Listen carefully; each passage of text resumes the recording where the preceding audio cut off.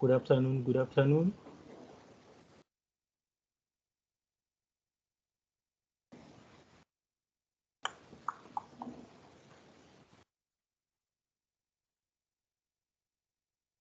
Hello.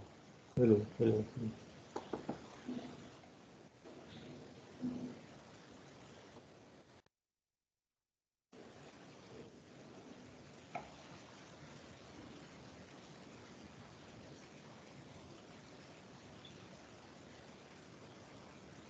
Hello. Can you all hear me? Yes, sir. All right. Yes, sir. All right. Let's get straight into business. Uh, we are going to start with our database introduction. Uh, some of the things I'm just going to brush over because not to say they are not important, but I don't think they are or they require us to spend much time on them. So I'm just waiting for this to open up so that we can have a clear idea of what's happening here.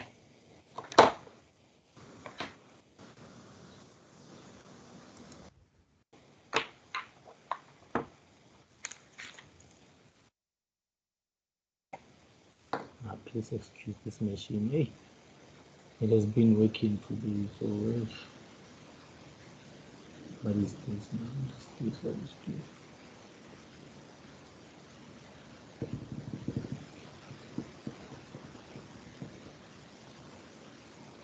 Okay, maybe as we are waiting for that, let us do this. I think there was something not in here.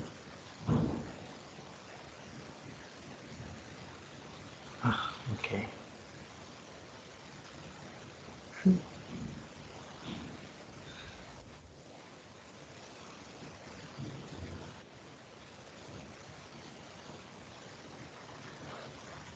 Okay. Right. So we are at a stage where we want our application to interact with a database. So it means somewhere we are going to have our database, and then somewhere we are going to have our application. So I'll call this our application. Okay, so it means now initially the application was a separate component, and then now there's another component which is called a database, which needs to come and be part of the application. So it means there's going to be a link between the two, a database and our application. So our application will have a user interface, as you already know. And then for us to be able to have an application that communicates to the database efficiently, we are going to need objects which are coming from the TADO technology. You can look this up on Google, but TADO technologies, they help us, or they help our VCL application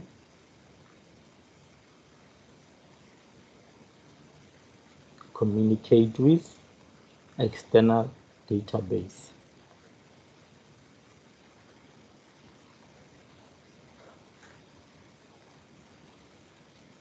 Great.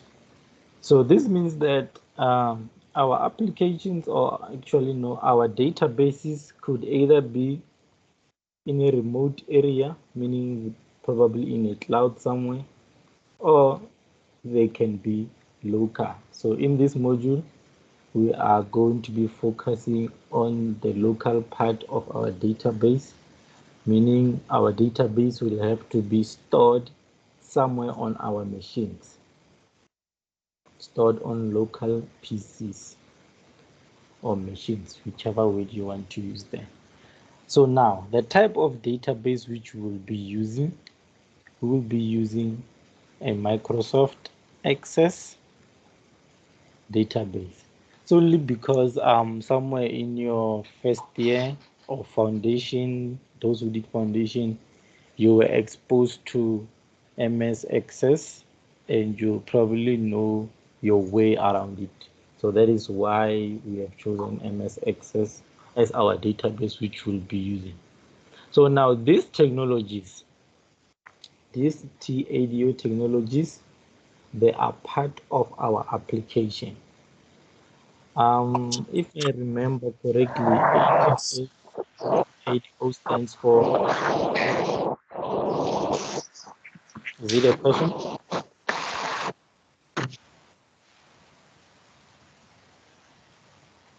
Is it a question?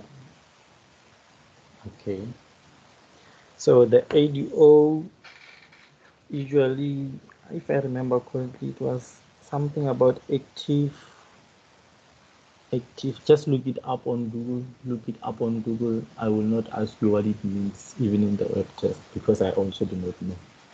So the TADO technologies are part of our applications, and the types of technologies which we'll be using, or the type of objects which we'll be using that derive from the TADO technologies, you will see under the DBGO subfolder on our palette.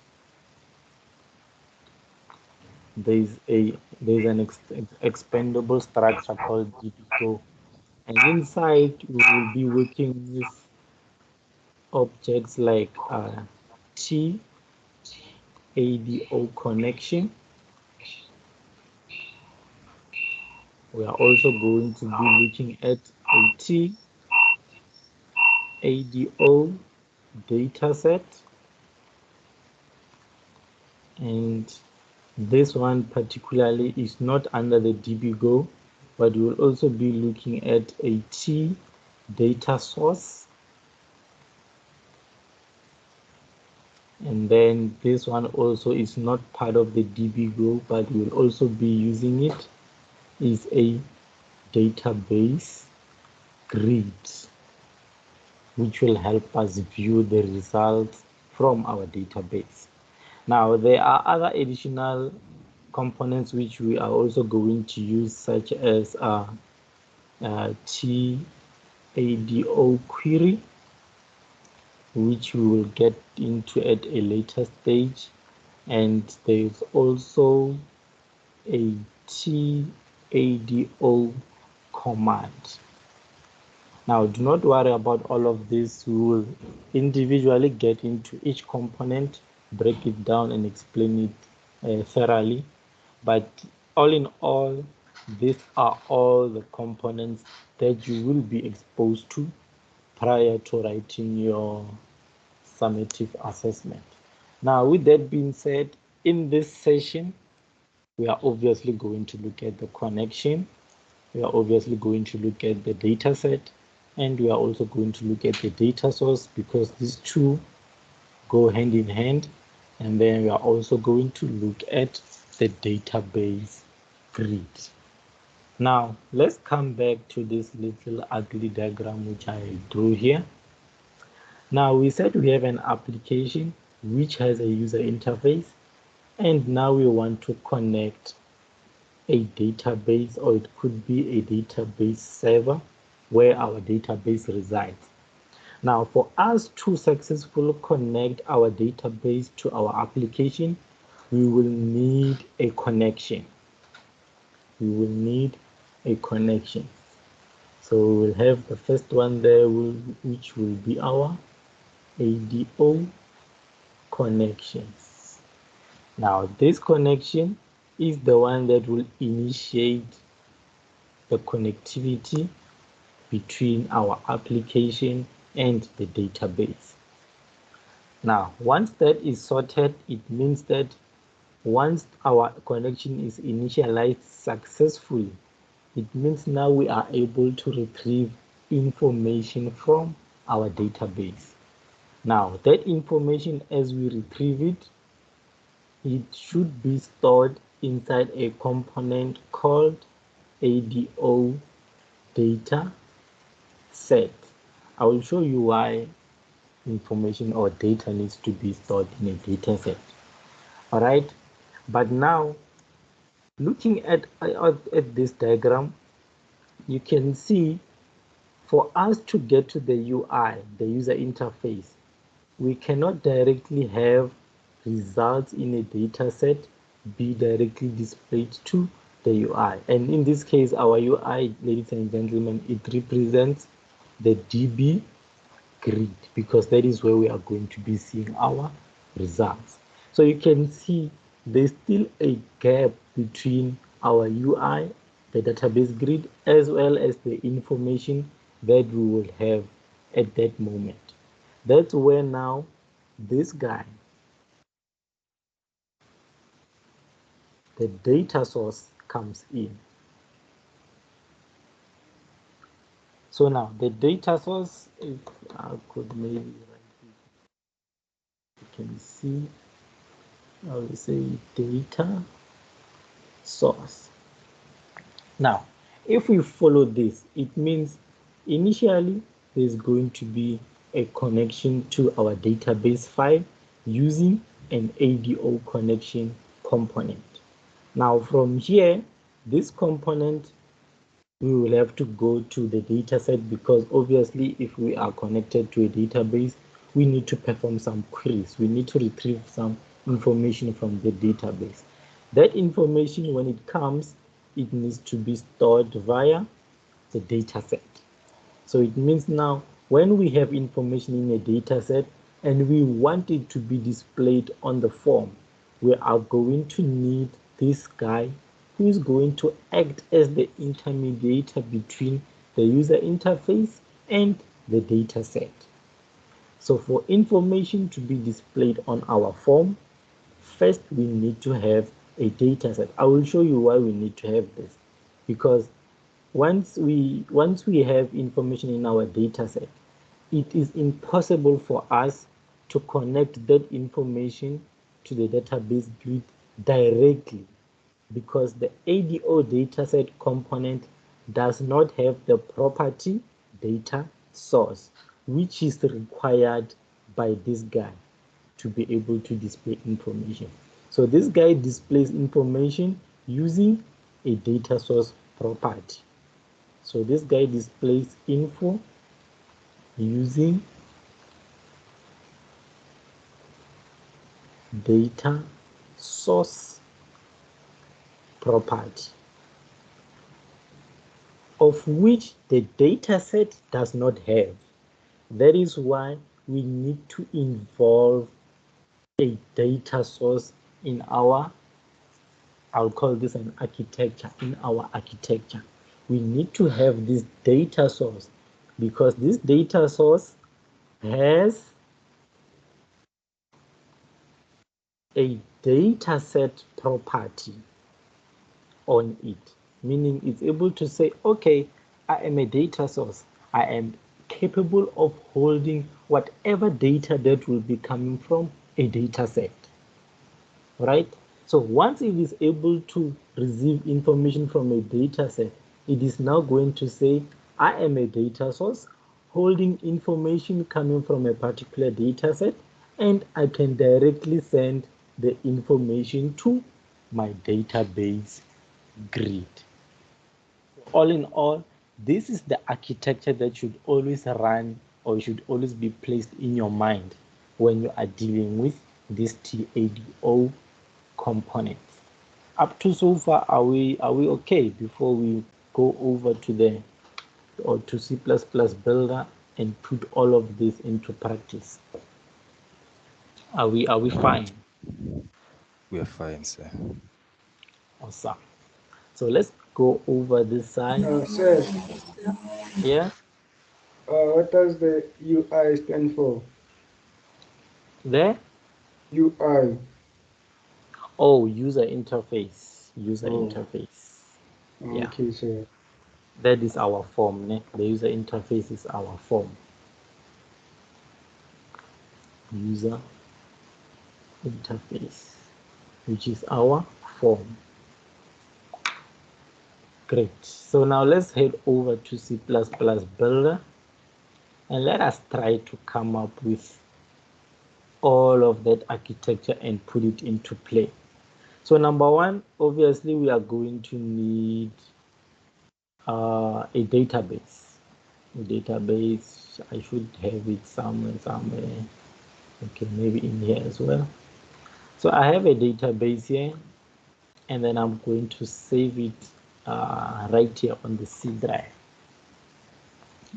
Just for simplicity, I'm going to save it here by the C drive. So now on our architecture, we have established that we have one, our database. So our database is present, it's available, and then the next step, or the second step, is for us to include or to establish a connection to that database. So now heading over back to C++, there is a drop down called dbgo, which is there at the bottom. dbgo, that is where we are going to find most of our TADO component. You can see we have TADO connection, command, dataset, table, query, which we, okay, query, yes, table, you might not even use it, and then even the stored procedure, you might not even use it. This one is a different technology, TRDS, it's a different one. So for now, we want to be working with a connection. So I'm going to drag my connection over here on the form, and then I'm going to give it a nice descriptive name. So I'm going to call it ADO connection. Great. So now let's go over and assess the properties that come with TADO connection. So the important ones, you will see we have a connected property, which either states that are we connected to the database or not. And then we have a connection string, which is a path which will direct us directly to where our database is currently stored. And then we have a keep connection property. This just means that once we are connected to the database, do we want to keep the connection alive until God knows when? And then importantly, we also have the login prompt property. This is going to be very useful for, or in cases where you are dealing with a database that requires you to enter your credentials before you can access it. So in our case, it's a Microsoft Access database, so we do not need any credentials there. So this should always be kept off. Right, but for now I'm going to leave it there just so that you can see what will happen if it is kept on. And then lastly, we have the provider. So currently it says MSDA SQL. What is the provider? The provider is the engine that we will use to connect to our Microsoft Access database. You will remember in the introductory video by Mr. Jeske, he gave you a certain software which you must install, which was called the Access Engine. Yes, that is the provider which we'll be using to connect to our database. So now let's attempt to create a connection to that particular database which I had shown you.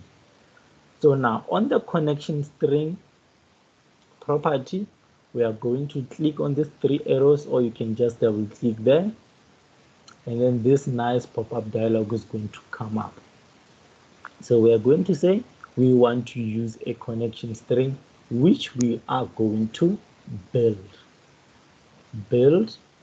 and upon building that, you will see we will have multiple providers that are of OLEDB. So number one, we have Microsoft Jet, which can also work in our case, but for the purpose of this session, and assuming that you have installed Microsoft Access Database Engine, we are going to opt for this guy. We are going to opt for the Microsoft 12.0 Access Database Engine, and then on it we are going to say next. Now you will see that on the next side it says specify the following to connect to this database. Enter the data source and or location of the data. So now as you can see, we have to manually type it in, and to avoid errors you can always come back there, go to our database, properties, security tab, and then just copy that object name, minimize that, and then come back and paste it there. And then all the other stuff, leave them as they are. Okay, and then now we can test the connection. So it should say test connection succeeded if everything was fine. If you have any problems, it's going to also inform you of that. Now, after doing this, we also want to go to the advanced tab and just make sure that we are given the rights or privileges to read from the database as well as to write to the database. So just go over and check that option. Now, once I press OK here, you will see a nice connection string is created on my behalf. So firstly, it says the provider that we will be using is the 12.0 Microsoft Access Engine, and the data source of our database is located at this path, and the mode which we are opening this database with is in read or write mode. And we are also saying we are not going to allow any sharing, and then this by default it becomes false. It comes as false, and then you press your OK there, and then now we have established a connection to our database. Now this part 1 and 2 is actually established. Great. Now let us go ahead and complete this connection. Now I want you to take note, even though we have set up a link between the audio connection and the database, we have not yet directly connected to the database because this property called connected is still false. So for us to now say, okay, start the connection, we now have to come here and make this true. Now look at what happens when I want to connect to the database.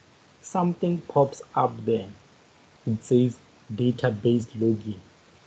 Then it requires me to enter the name and the password, which I do not know. I do not have information of this. That is why we have to always keep this login prompt false or off, so that it does not require us to enter these credentials. It's a Microsoft Access database. We do not need to log in to access the information. So there is no need for us to ask the user to enter these credentials. So now it's going to say operation cancelled by user. Then it also means we are not yet connected because we could not provide the credentials. So now we are going to come and make sure that we do not require the user to log into the database first. And then upon doing that, now we can come back here and say now we want to connect to the database. Now let us see what this error is. Cannot open or write to the file. It is already exclusively opened by another user. You need permission to view. Okay, it seems like I do not have the high-end privileges in this folder, so I'm just going to shift it there. Let's try the D drive. Place it there by the D drive, and then come back there. Paste. Copy that, and let's try. Go back to the connection, go back to build, then let's try this new path. Here it says connected successfully. Then let us try. Okay, now it says connected. So we were able to establish a connection between our database and our ADO component in database. Is there any questions up to so far? Sorry, sir. Uh-huh. Sir, can you please repeat the how you establish a connection string to the database? All right. To cancel that. All right. So to have a connection string, you need to go to the property connection string of an ADO connection component. You double click on that, and then this nice little pop-up is going to come up, and then we say we want to build our connection. So now we are going to have an option of drivers there, but the ones that we will use in this module, particularly most students who are in social group and MRI training, you will have this installed on your machines. For Polokwane, it's a different story, but we will sort it out. So now we are going to choose Microsoft 12.0 Access Database Engine. And then we are going to say next. And then we are going to write the full path of where our database file is residing. Upon doing that, we are going to test if we are able to get that file successfully. And it says yes, we are able to find the file. And then we will head over to the advanced tab. Just uncheck that, and let's go only with read and write, meaning that when we open our database, what do we want to do? Do we only just want to read, or do we just want to read and write, or do we want to perform any other permissions on it? So we just say with our database, we are going to be reading from it as well as writing to it. And then we press OK, and then you will notice that a connection string will be created for you. So it now says the provider is the engine that we chose, Microsoft Access 12.0. And where is our database? It is located at this path. And what is the mode which we want to open our database? We want to open it in read and write mode. So this one just comes automatically. It's all about security. We are not going to be touching anything on it in this module, and then we press OK. So once we press OK, then our connection string is created for us there, and as well as if you can check below on the provider, it has changed to Access 12.0. And then now that we have created some sort of a link between this component as well as that database stored in the D drive, it means now we can initiate the connectivity. Here we were just building the connection. We have not yet connected. So now we can say, let us now connect to this database. So once this property becomes true, it uses this connection string to an attempt to connect to the database which we located in the D drive. So now that it is true, it means there is actually a connection between this component and the database. So now we can be able to write some queries or some DML statements and whatnot. That is how we connect to a database. But lucky for you guys, all this process will be done and given to you in code. For those who may have seen tutorial 3, I think it was 3B, you'll see that there's a code that actually does this for you. So you do not have to scratch your head on this. But it's good that you know this in case now the connection which is provided to you has some problems, and then now you have to come and create it your own by your own. Ne? Is that clear? Whoever requested me to repeat. Yes, it's clear, sir. Great. So now going back to our diagram, after the ADO connection, we now have to look at our dataset component.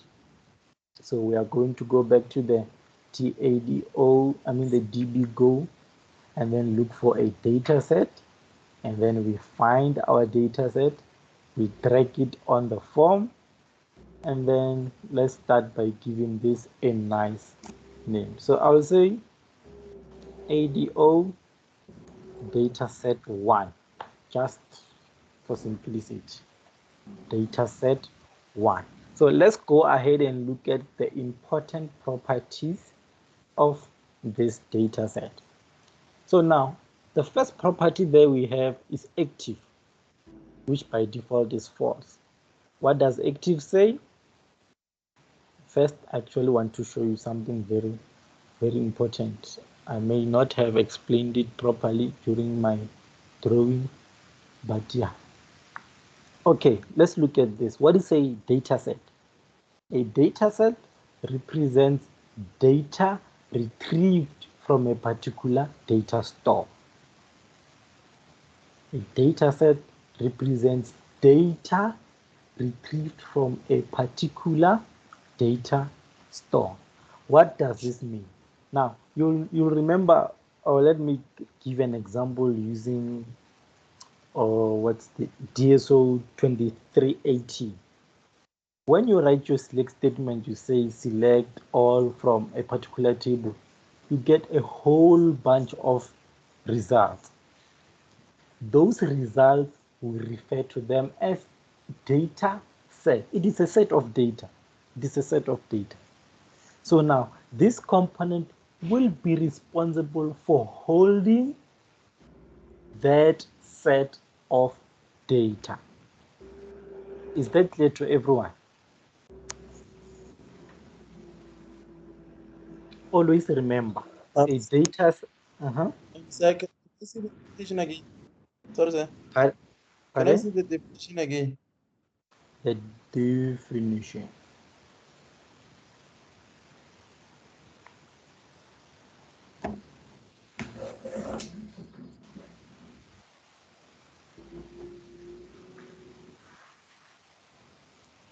A data set is capable of retrieving a result set from one or more tables in a data store. Data store is database. Ne? Data store, they just mean database. But this is capable of retrieving a result set, a set of data, set of result from a particular table using your query. Is that clear? Thank you, sir. All right. Yes, thanks, sir. All right. Now, coming back to the properties of this guy, you will notice we have number one, the active property, which by default is false. Now, what does active say? If you want, you can always just put your cursor there or click on that property and then press F1. It will tell you something about active. All right. Use active to determine or set whether a dataset is populated with data. Okay, now I want you to take this property as the same as your run or your execute. Yeah, let's use the word execute. You know, after typing a query, usually you press enter. Ne? That enter is the one that goes and executes your query and displays the result. So that enter button can be simulated by this property called active. If we say it is equals to true, then it is going to attempt and execute a query which we will write under the command text property.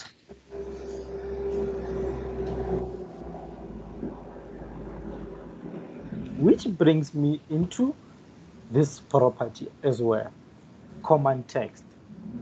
I think the name is self-explanatory there.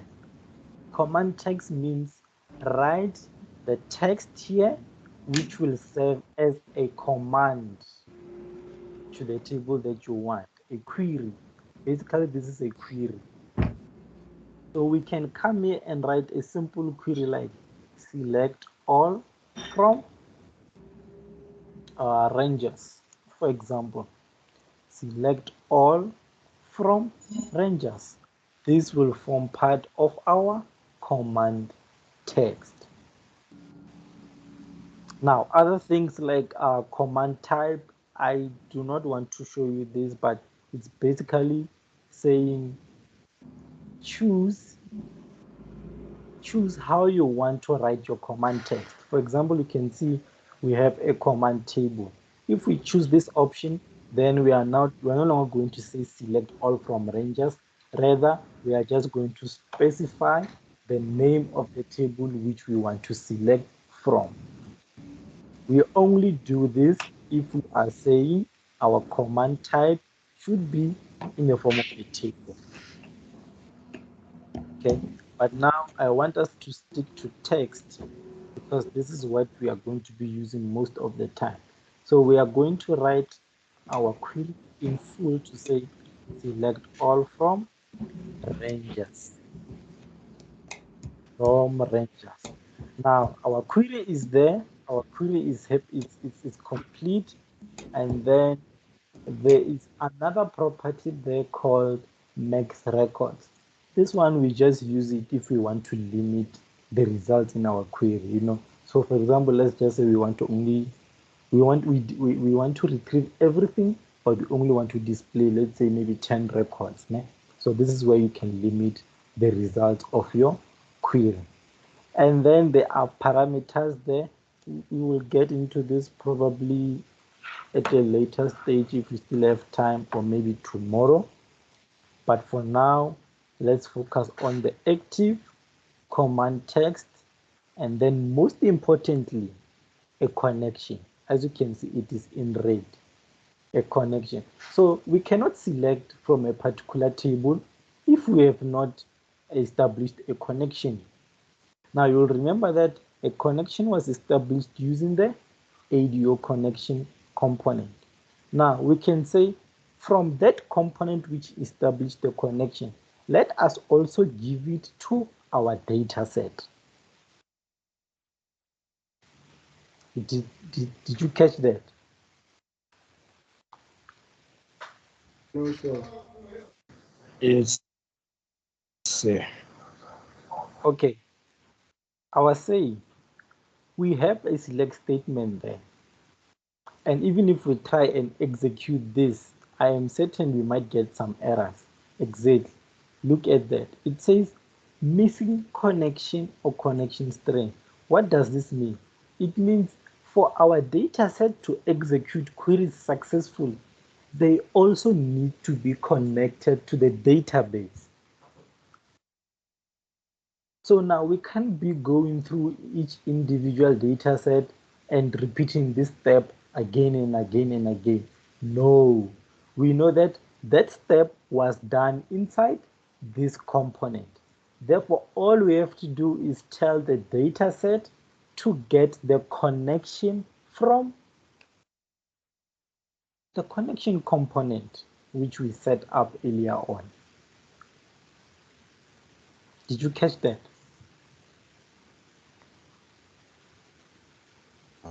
So Mhm. on the data set, Mm. what you're saying is that the data retrieved from a data store are stored in the data set. Yes, Okay. yes. The data retrieved from the tables or database will be currently saved into our data set. But for Okay, us sir. to have access to that data, we first need to establish a connection to the database, because we cannot just say select something from whatever table, whereas we have not yet created a connection or a link between the application and that database. That is why now we are saying this data set it must get the connection from the ADO connection component, which we set up previously. Is it fine? Understood, sir. Wonderful. Wonderful. So now we can go ahead and execute our query, which is select all from rangers, and by activating this to true. Now the query has executed successfully because you can see there are no errors there. Now, the reason why we need a data source is because of such dilemmas that we are currently facing. We know that this data set executed a query successfully, but where are the results? Where are the results? They are not anywhere to be seen, which brings us into the third component, which is a database grid. I think it's under data access. Nope, not the data controls. There, database grid. Now I'm going to quickly come and put this here. I'm just going to drag it there and drag it up there. So now what we want to do is take the results that are executed by this dataset and display them inside this database grid. But now let's go ahead and examine the properties of the database grid. All right, so we have some columns there, nothing we can do with the columns. And then I am looking for a data set because I wanted to get the results from our data set. So can you see the database grid says I do not have the data set property. I do not have that property which you want me to use to display the results. Rather, I do have a property called data source. Data source. The information or the data that you want me to display, where is it coming from? Obviously, we know the data is inside the data set, but now you can see there is no direct link that can link our database grid as well as the data source. That is where this guy comes in. Data source. Data source. So let's bring in data source, the intermediator, né? And then I'm just going to quickly press F1 there just so we can read what it does. So just look at this. Data source provides an interface between a dataset component and a data-aware control on a form. What does it provide? An interface, meaning it becomes the intermediator, the connector between a dataset and something that's on the form. Does it make sense, good people?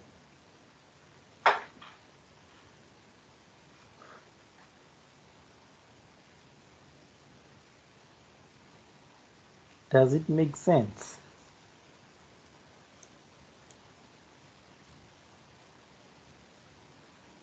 Can you repeat that, sir? Yes, sir. Okay. Let me go back to my ugly handwriting site and then let me try to write this. Ne? So we have a form. By form, I mean it could be any control, probably a label or whatever. A label or edit. Let's use DB grid to be relevant. We have DB grid. All right. And then now we have a data set somewhere. We have a data set somewhere. This contains information, right? Contains data. Now, ultimately, what we want to do is when this guy executes a query, we want the results to be displayed. inside our database grid. Okay, but now the challenge is this guy, the DB grid, does not have a property which can accept the data set directly. It does not have that property. Data set property not available. Not available. Okay, so if it's not available, how are we going to take information from the data set and display it inside our database grid? And then that's where we are going to introduce the intermediator, the middle guy, who is the data source. Remember, guys, even on this diagram above, remember a data source is between the form, the user interface, as well as the data set. Remember. So now a data source is capable of holding a data set. Capable of holding data set. Again, it is a container of a data set. It is a container. So now it means now we have to take the data set and first save it inside our data source. After doing that, we will see that a DB grid has a data source,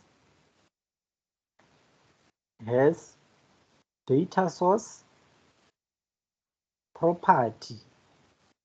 So we are now going to say, okay, DB grid, since well you are able to hold a data source, we are then going to introduce a data source which will first hold a data set.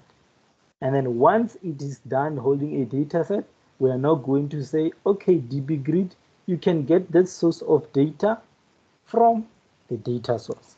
So actually the arrows should go like this, like that. So we have a data set first, which holds a result set from the query, and then we take those results, we save them inside a data source. Once they are inside a data source, we are able to tell the DB grid to fetch the data from the data source because the DB grid has a data source property.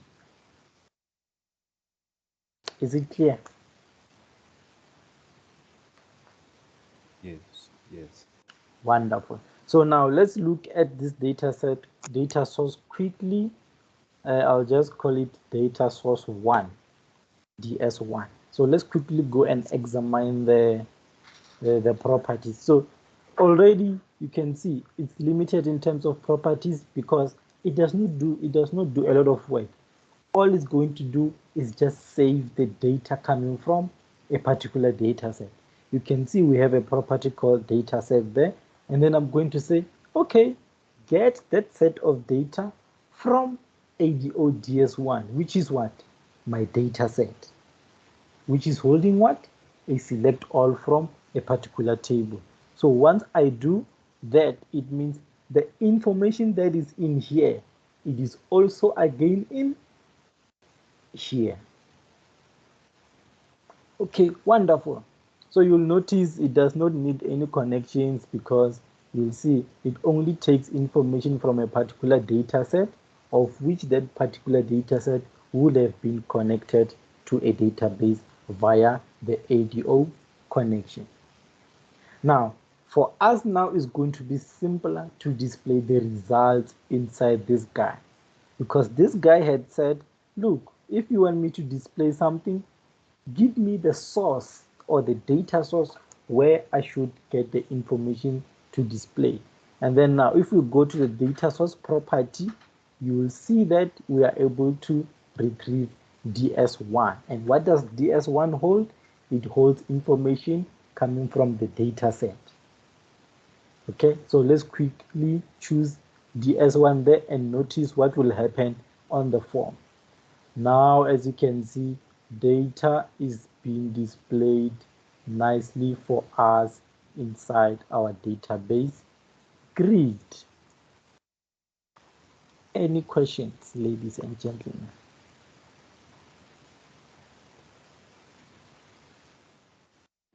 Sir, Mhm. can you please explain the part of connecting the data set into the data source? Yeah.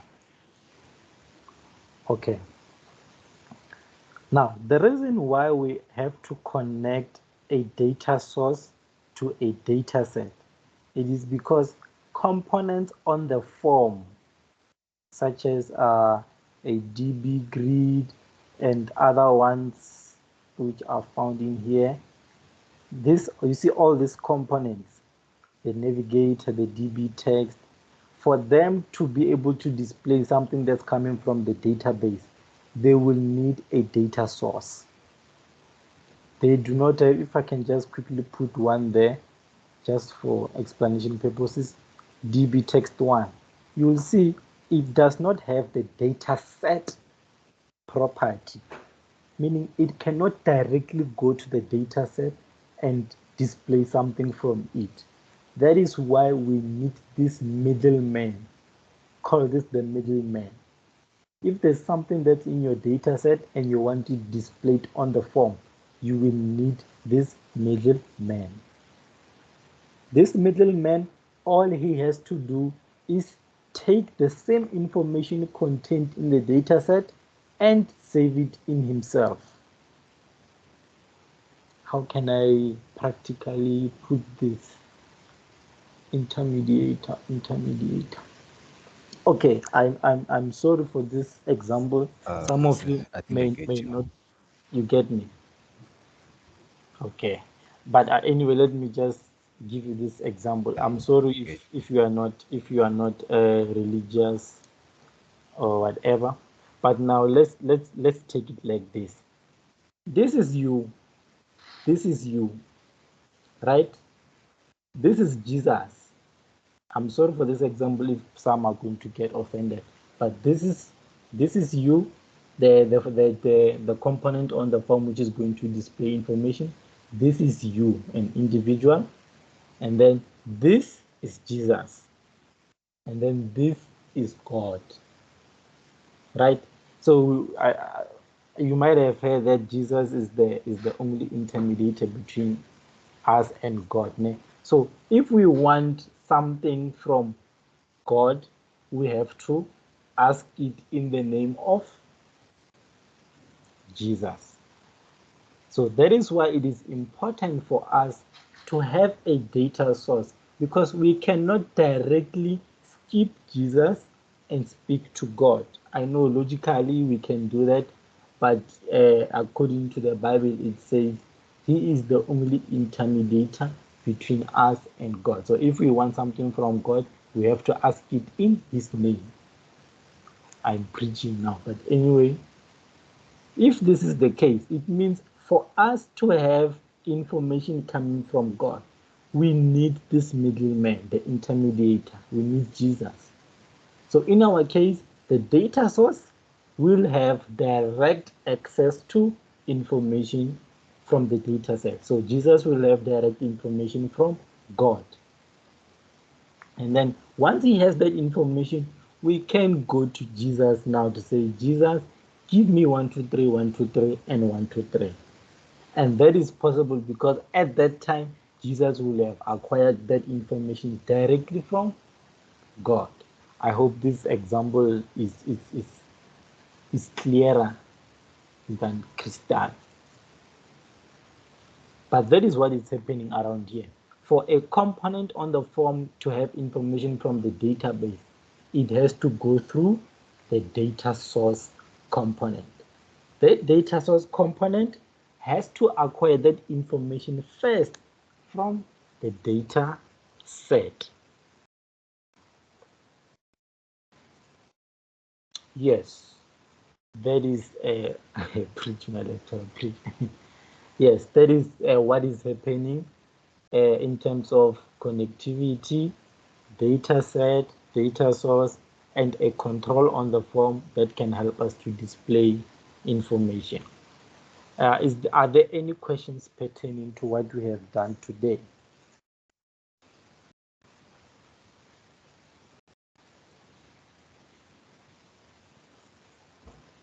And remember, ladies and gentlemen, what we can do manually, we can also do via code. So as you can see, this has been set up manually. So tomorrow, we are going to set all of this up using code. All of this of making connections, connected request to through, we are going to do all of this via code. All that we did in the data set, making a select statement, giving it a connection, and running the query, we are also going to do via code. This one, data source linking to the database grid, we are also going to do via code. Or you can try this on your own, and then tomorrow we just brush it up, and then we move to other important things. So, sir, Yes, Mr. Ndlovu. yes, sir. So, what will be required of us to do in the exam? We will be doing the connection in code, or we will be doing it like this with the palettes and Oh, stuff. okay. No, lucky for you, in the exam, the interface number one will be given to you, and this component as well will be given to you already connected. The database will be given to you already connected. Now we will give you multiple data sets. So each data set will associate to each table in the database. And then each data set will be accompanied by a data source. So this will be given to you all in all. No need for you to configure all of these, make a connection. No, your job is to get straight into the business and answer the question. Okay, sir. Thank you. All right. All right. So when you get chance, can you please do AMA correction affirmative? All right. Let's see. Today is Monday. Yeah, we can. What's happening on Friday? Yeah, we can make Friday just to go over the corrections of the formative, which I am surprised that you found it difficult. But anyway, we'll do that. We'll do that. All right. Any other questions? I think we have 1 minute. Any other Sir, question?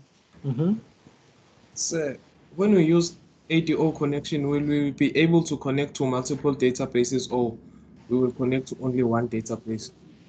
One at a time. One at a time.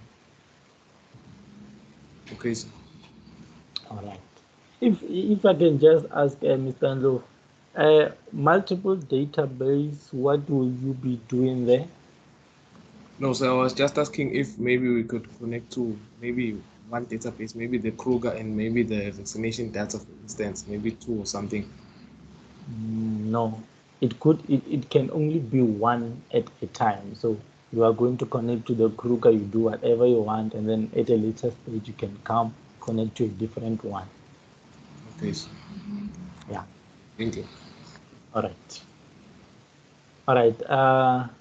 Any other more questions, ladies and gentlemen? This was a little bit of introduction to the database. Of course, there is plenty that we need to do or that we need to cover, but it's okay. Even though we are running out of time, we'll always try to push. All right. Any questions? Because our time is up.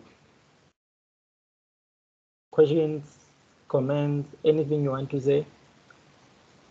When writing code can be done. Yeah, no, Mr. Rampar, I think you already got the answer to that. Ne? The connection component will be already set up for you. You don't have to worry about touching it.